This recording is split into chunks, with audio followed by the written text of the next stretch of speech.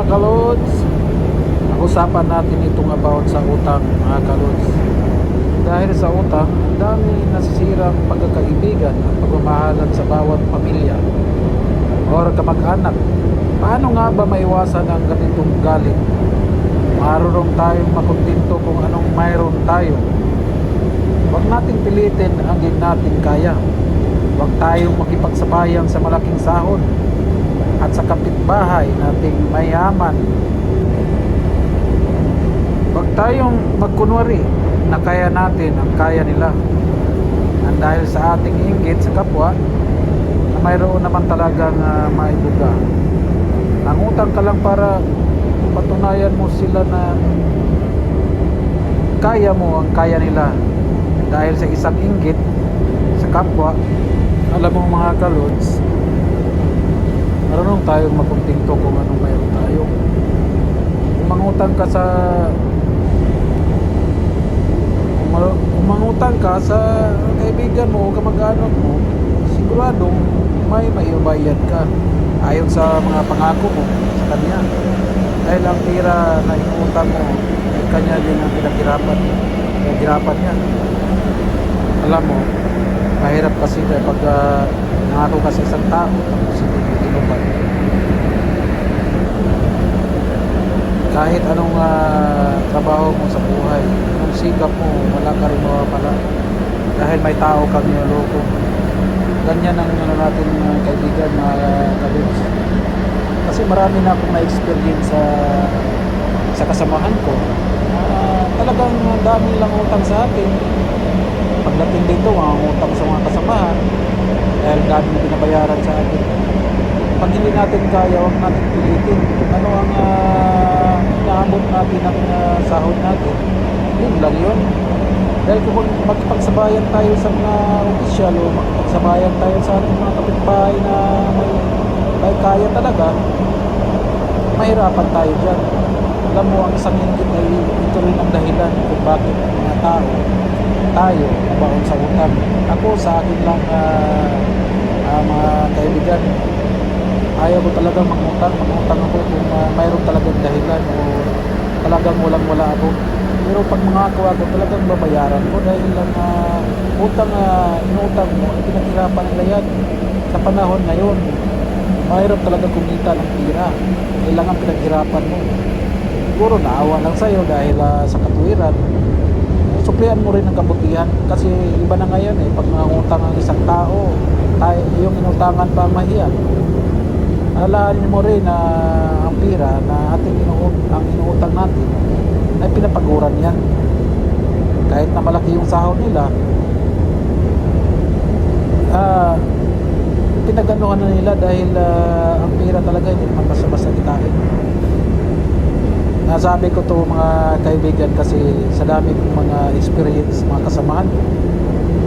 Bumili ng ganito, sasakyan, bumili ka ng sasakyan ayon sa saktong sahod mo lang, makabili ka naman ng mga sasakyan dyan na yung mumurahin lang.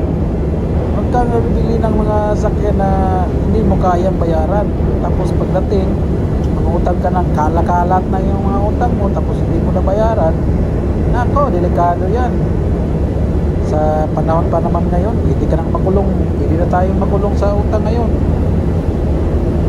Alalahanin natin pag may utang talaga ako, hindi ako makatulog na, iisipin ko paano ko babayaran. Yung iba kasi yung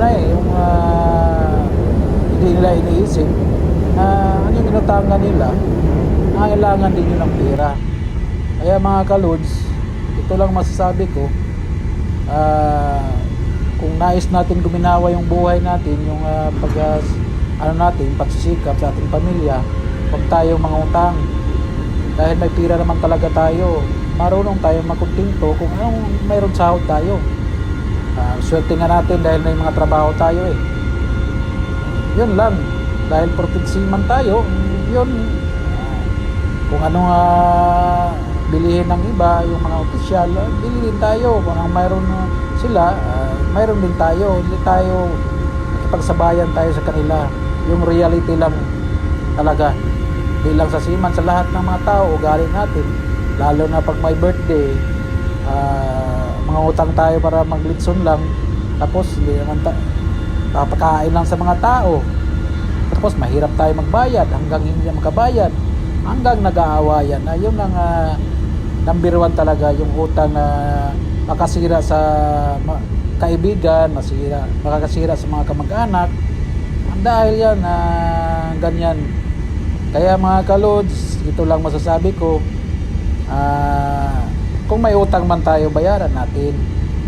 Dahil kahit anong sikap natin, hindi natin maabot, pagod lang ating makukuha.